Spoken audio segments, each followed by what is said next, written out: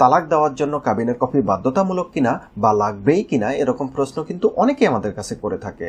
যেহেতু অনেক ক্ষেত্রে অনেক আইনজীবী বা অনেক কাজী সাহেব বলে থাকে আপনারা যখন তালাক প্রদান করবেন সেক্ষেত্রে আপনাদের কিছু কাগজপত্র নিয়ে আসতে হবে, এর মধ্যে উল্লেখযোগ্য কাগজ হচ্ছে আপনাদের বিবাহের কাবিনের কপিটি নিয়ে আসবেন। তো অনেক ক্ষেত্রেই দেখা যাচ্ছে যে যারা তালাক প্রদান করতে চাচ্ছেন তাদের কাছে অনেক সময় এই কাবিনের কপিটি থাকে না। তো কী কারণে তাদের কাছে কাবিনের কপি থাকে না? হতে পারে তারা যখন বিবাহটি করেছিল সেই সময় তারা বিবাহ নিবন্ধন করেনি, সেই সময় হয়তো বা বিবাহ নিবন্ধন বাধ্যতামূলক ছিল না, তো সে কারণে তারা বিবাহ নিবন্ধন করেনি, সে কারণে তাদের কিন্তু এই কাবিনের কপিটি নেই।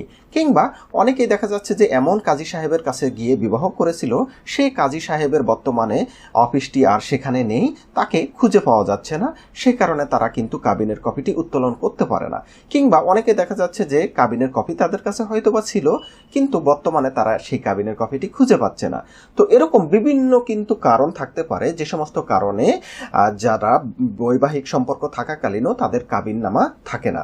তো তারা এখন তালাক প্রদান করতে চাচ্ছে, কিন্তু তালাক প্রদানের যে অন্যতম গুরুত্বপূর্ণ উপাদান কাবিনের কপি সেটি তাদের কাছে নেই।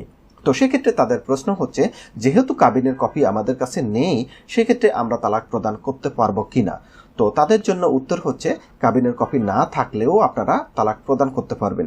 সেক্ষেত্রে আপনি যদি একতরফাভাবে একপাক্ষিক তালাক প্রদান করেন সেক্ষেত্রেও সেটি পারবেন। আপনারা যদি যৌথভাবে, যেটিকে আমরা খোলা তালাক বলে থাকি, সেটিও কিন্তু আপনারা করতে পারবেন। দুটোর ক্ষেত্রে কাবিনের কপিটি না থাকলেও কিন্তু আপনারা তালাক প্রদান করতে পারবেন। তো